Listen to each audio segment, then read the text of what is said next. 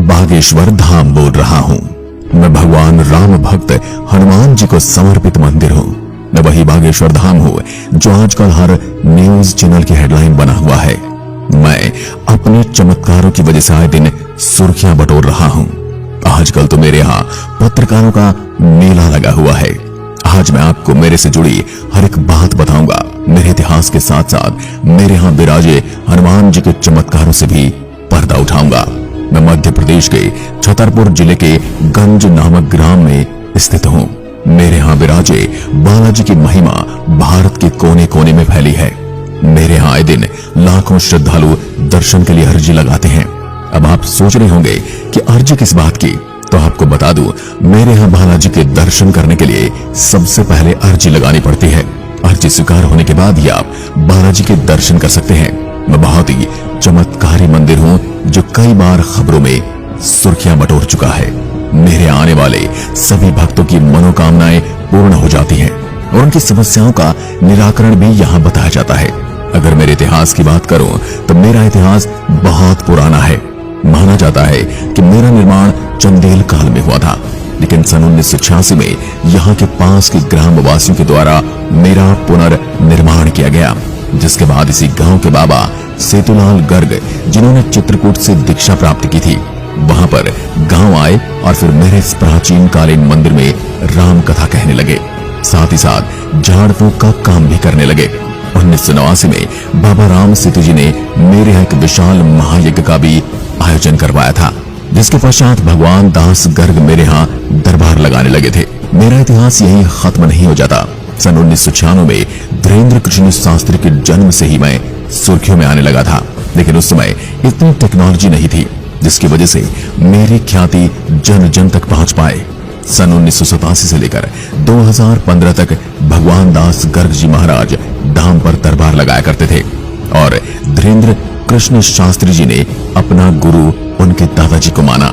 सन 2016 में धीरेन्द्र कृष्ण शास्त्री जी ने बागेश्वर धाम की डोर संभाली और महाराज ने अपने दादाजी के आशीर्वाद से मेरे यहाँ दिव्य दरबार लगाने लगे और सन 2017 में 108 कन्याओं का विवाह सम्मेलन करवाकर मेरे इतिहास में अलग भूमिका निभाई। धीरेन्द्र कृष्ण शास्त्री जी ने यहाँ दिव्य दरबार में अभी तक लाखों लोगों के मन की बात पर्ची पर लिखी है। यही मुझे एक अलग पहचान देती है। मेरी महिमा पूरे भारत भर में प्रसिद्ध है। यहाँ तक कि कई बार खबरों में भी मेरी महिमा का बखान किया गया है और आजकल तो सारे न्यूज चैनल को मेरे नाम लिए बिना नींद नहीं आती।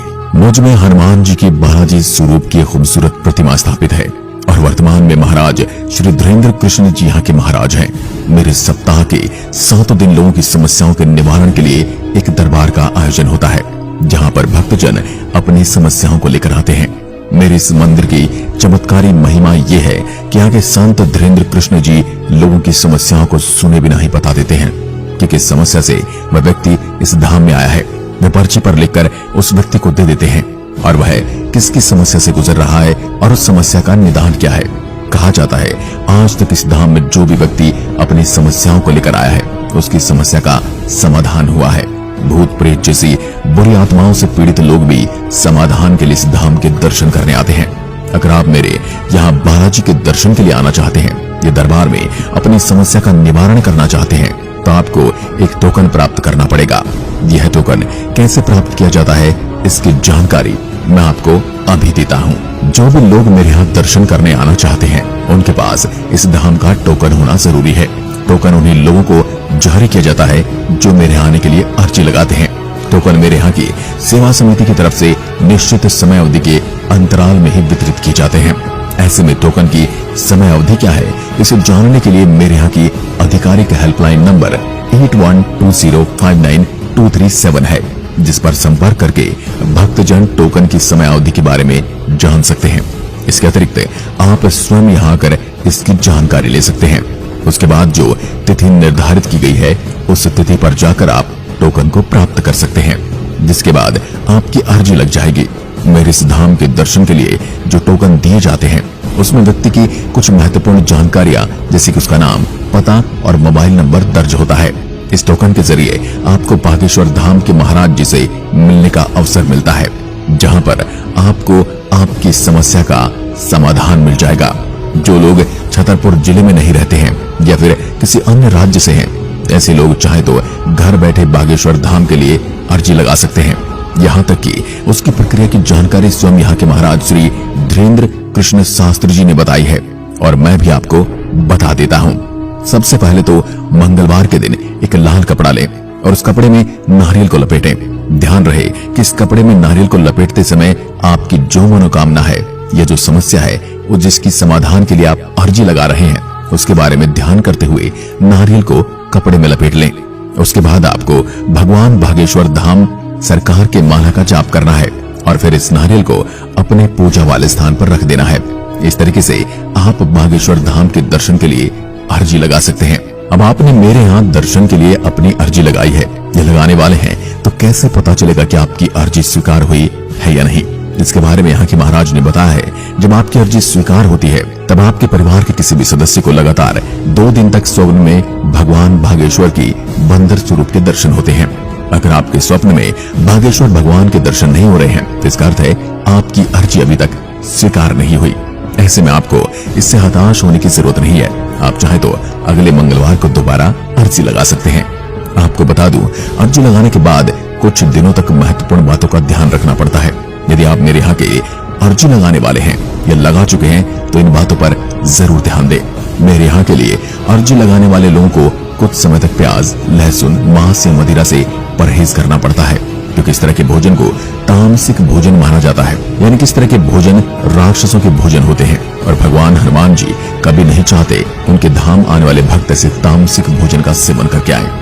बागेश्वर धाम का अर्जी लगाने के 4 दिनों तक नियमित रूप से ब्रह्मचर्य का पालन करना चाहिए एवं बागेश्वर भगवान के मंत्रों का जाप करना चाहिए।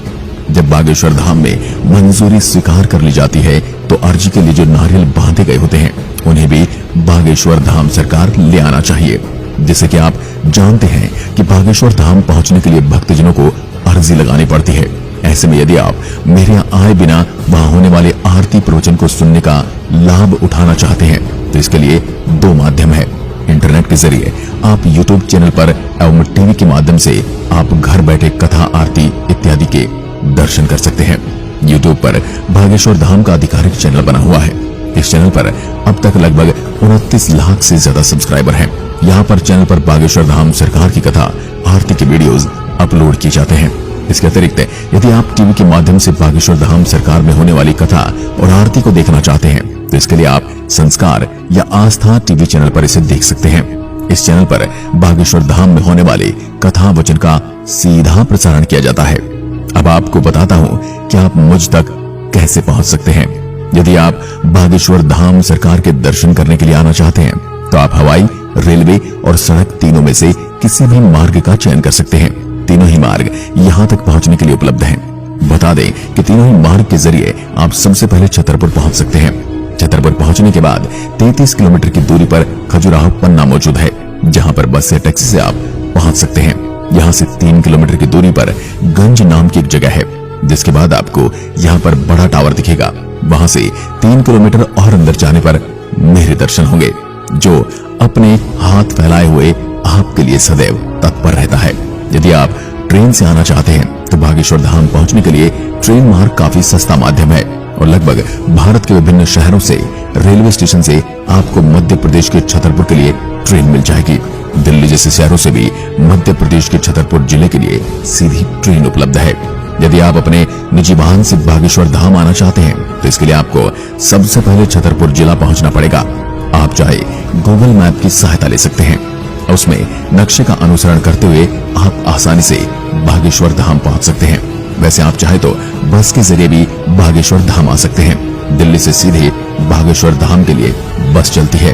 आप चाहे तो रोडवेज बस की सवारी भी ले सकते हैं, जिसके लिए आपको सबसे पहले दिल्ली से लखनऊ और फिर लखनऊ से भोपाल तक का सफर तय करना होगा, क्योंकि दिल्ली से सीधे छतरपुर के लिए रोडवेज बस की सेवा उपलब्ध नहीं है। यदि आप बागेश्वर धाम हवाई मार्ग के जरिए आना चाहते हैं तो बता दें कि बागेश्वर धाम पहुंचने के लिए सबसे नजदीकी हवाई अड्डा खजुराहो हवाई अड्डा है, जहां से लगभग भारत के कई बड़े शहरों के हवाई अड्डों से जहाज सीधी उड़ान भरते हैं। लेकिन फिर भी आपको अपने क्षेत्र के हवाई अड्डे से खजुराहो के लिए सीधी फ्लाइट उपलब्ध है या नहीं, इसकी जानकारी ले लेनी चाहिए।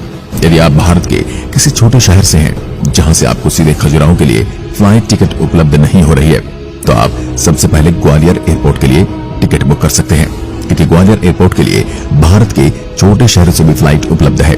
इसके बाद वहां से आप खजुराहो एयरपोर्ट की यात्रा कर सकते हैं। खजुराहो पहुंचने के बाद बस या टैक्सी के माध्यम से छतरपुर पहुंच सकते हैं। जिस तरह से आजकल महाराज धीरेन्द्र शास्त्री को लेकर विवाद बना है, वह भी एक सोचने का विषय है। हम ये नहीं कहते कि अंधविश्वास पर विश्वास करना चाहिए। हम किसी भी तरह से अंधविश्वास की पुष्टि नहीं करते हैं, परंतु जब बात किसी की आस्था और विश्वास की आती है तो वह तर्कों के बारे में नहीं सोचा जाता। आजकल धीरेन्द्र शास्त्री को मीडिया और हिंदू विरोधी ताकतों ने घेरा हुआ है, लेकिन मेरा उनसे प्रश्न ये भी है कि जो दिवाली और जानवरों की बलि के ऊपर काफी ज्ञान और सोच लाते हैं, क्या वह उन धर्मों से क्यों प्रश्न नहीं करते, जानवरों को खाने की वकालत करते हैं? उन धर्म गुरुओं से उन धर्म में व्याप्त बुराइयों पर क्यों प्रश्न नहीं किया जाता? क्या किसी ने प्रश्न किया है कि आए दिन मदरसों और दरगाहों से रेप वगैरह की खबरें आती हैं, उनको कितनी और सजा मिल पाती है? सदियों से जो केस चले आ रहे हैं, उनसे किसी ने जाकर पूछा है कि अपने धर्म स्थल पर ऐसा कृत्य क्यों किया? यह सब सनातन धर्म के साथ ही क्यों? सबकी अपनी अपनी आस्था है, लोगों को कुछ लाभ मिल रहा होगा तभी वो वहां जा रहे हैं। इस बारे में आपके क्या विचार हैं, हमें कमेंट में लिखकर जरूर बताएं। साथ ही अभी तक चैनल को सब्सक्राइब नहीं किया है तो चैनल को सब्सक्राइब करके बेल आइकन जरूर दबाएं। धन्यवाद।